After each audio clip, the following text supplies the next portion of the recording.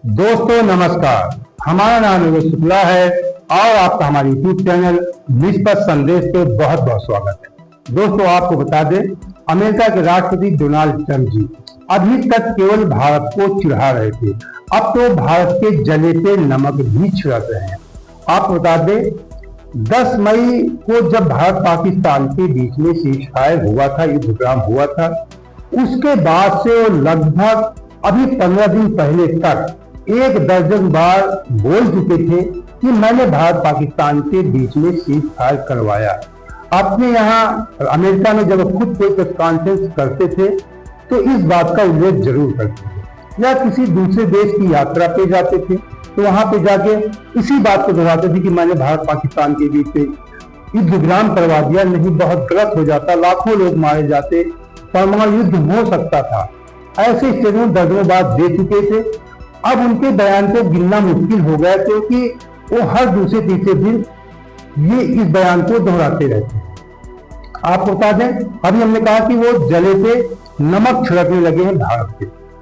अब तो वो पाकिस्तान के जो जनरल है आसिम मुनीर, जिसको भारत ने पहलगाम आतंकी हमले का दोषी ठहराया था, यानी पाकिस्तान के जनरल आसिम मुनीर को, उसी व्यक्ति को अपने देश के लंच पे बुलाते हैं और उसके साथ बंद कमरे में मुलाकात करते हैं, लंच करते हैं, उसके बाद मीडिया से भी रूबरू होते हैं। और इस लंच के पहले आपको बता दें, उन्होंने हमारे देश के प्रधानमंत्री मोदी जी से, जो हमारे प्रधानमंत्री मोदी जी कनाडा G7 की बैठक में गए थे, तो ट्रंप जी पहले चले आए थे कि उन्होंने कहा था मुझे कोई जरूरी कार्य है और वहां पे नहीं रुके थे। और फिर उन्होंने मोदी से फोन पे बात किया कि अगर समय हो तो वापसी हमारे यहाँ भी आ जाना।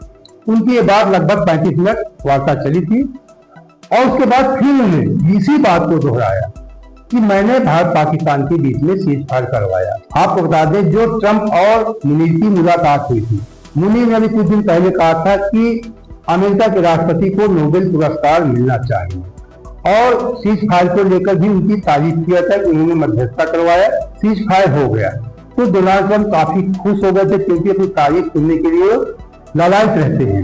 और उन्होंने फिर उन्हें अपने यहाँ लंच पे बुलाया और लंच में बुलाने के बाद उन्होंने प्रेस से कहा कि मुनीर ने सीज़फायर करवाने में अहम भूमिका निभाई थी और मैं मुनीर को यहाँ पे, उन्हें बताया थी कि मैंने मुनीर को यहाँ क्यों बुलाया। उन्होंने बताया कि संघर्ष विराम खत्म करने में मुनीर ने बहुत ही अहम रोल अदा किया था, मैं उनका शुक्रिया अदा करना चाहता था। मतलब उन्होंने साफ साफ कह दिया कि मैं मुनीर का शुक्रिया अदा करना चाहता था। उन्होंने कहा कि मैं खुश हूं कि ये बहुत समझदार दोनों लोग, भारत को भी कहा ये दोनों बहुत समझदार लोग हैं जो सीज़फायर कर लिया। न ये युद्ध परमाणु युद्ध हो सकता था, लाखों लोग मारे जा सकते थे। दोनों हम परमाणु संपन्न देश हैं, बड़ी परमाणु महाशक्तियां हैं। उन्होंने कहा कि मेरी बात को मुनीर ने माना और अहम रोल अदा किया, इसलिए मैंने मुनीर को बुलाया है।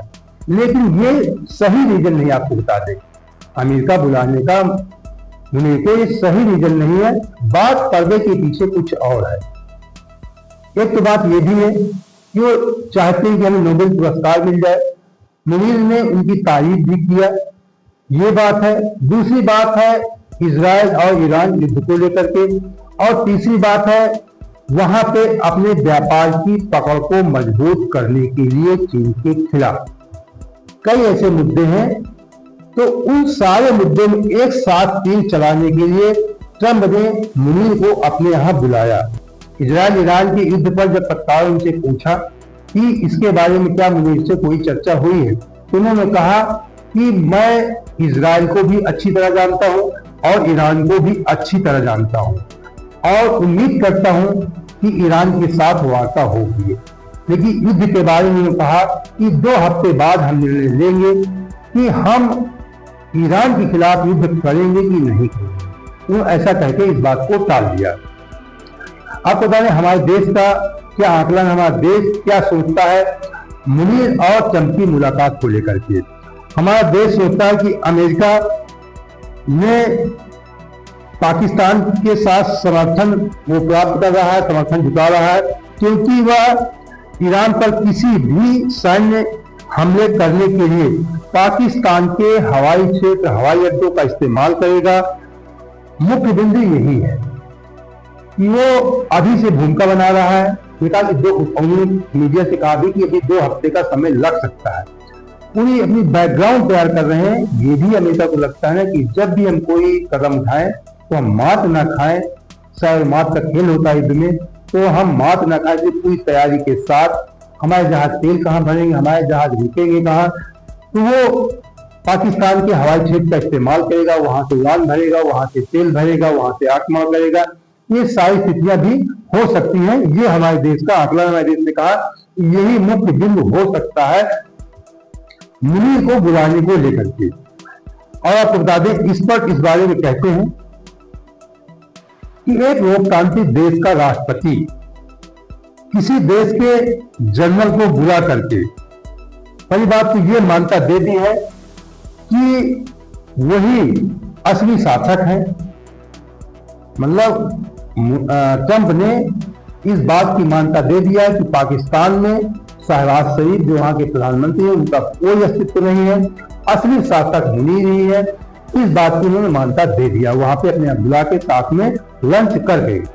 और भारत के आरोपी मुनीर को अपने यहाँ बुला करके बहुत ज्यादा सातिराना हरकत करने की कोशिश भी की है। ये एक्सपर्टों का कहना है कि अमेरिका के राष्ट्रपति ने पहली बात तो ये सिद्ध कर दिया कि असली पाकिस्तान के असली शासक मुनीर है और भारत का आरोपी है, भारत का विरोधी है मुनीर।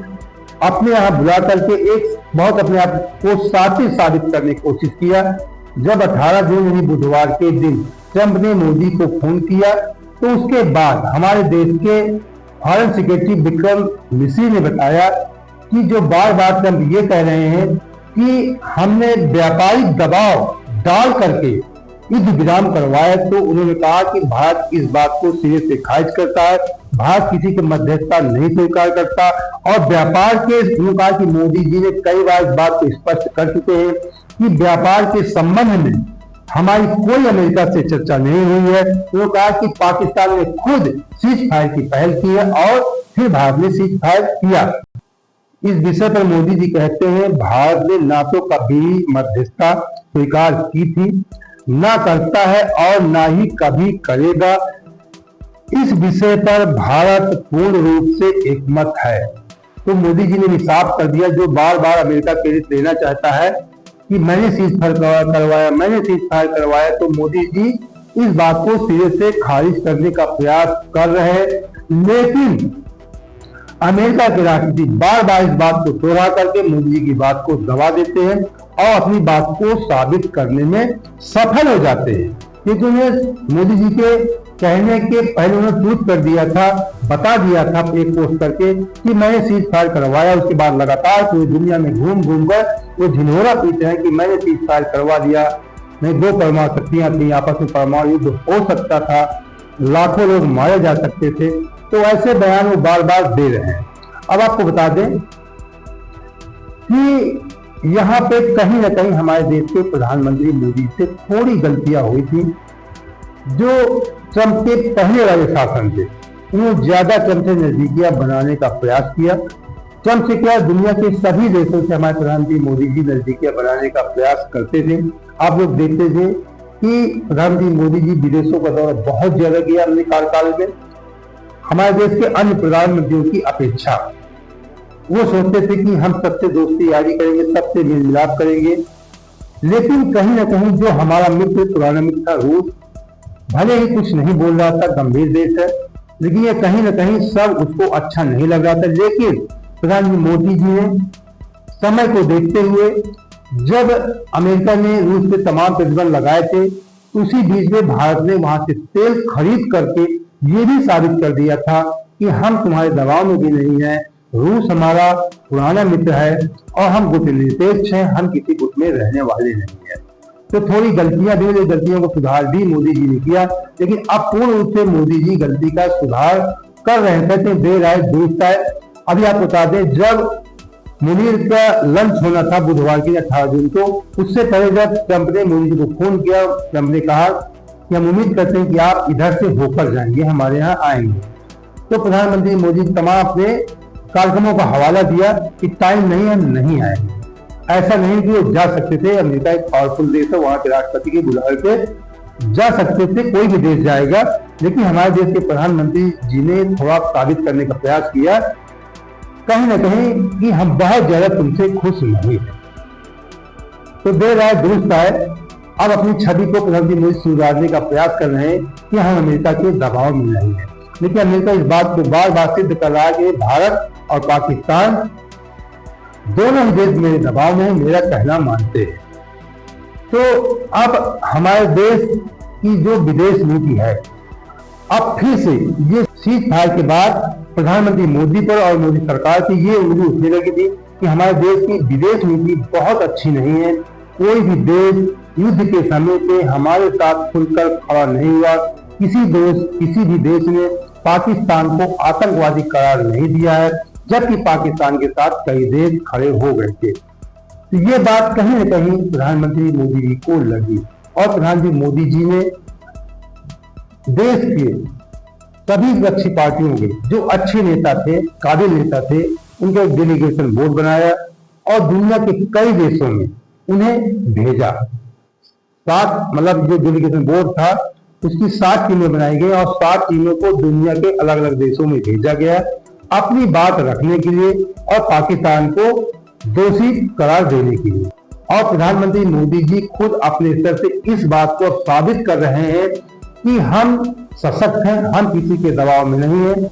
अभी आपको बता दें, जब G7 में उनका संबोधन हुआ तो वहां पर भी उन्होंने दोहराया कि दोहरी नीति नहीं चलेगी, कि आतंकवाद का समर्थन भी हो और शांति की बात भी की जाए। तो मोदी जी भी अपनी बात अब सशक्त ढंग से रख रहे हैं और ये भी दिखाना चाहते हैं कि हम किसी के दबाव में युद्ध विराम नहीं किए, न कभी करेंगे। तो दोस्तों, अगर इसी प्रकार की निष्पक्ष खबरों के साथ आप हमारे साथ जुड़े रहना चाहते हैं तो हमारे चैनल सब्सक्राइब कर लीजिए। वीडियो अच्छा लगा तो लाइक और शेयर भी कर देना। जय हिंद, जय भारत।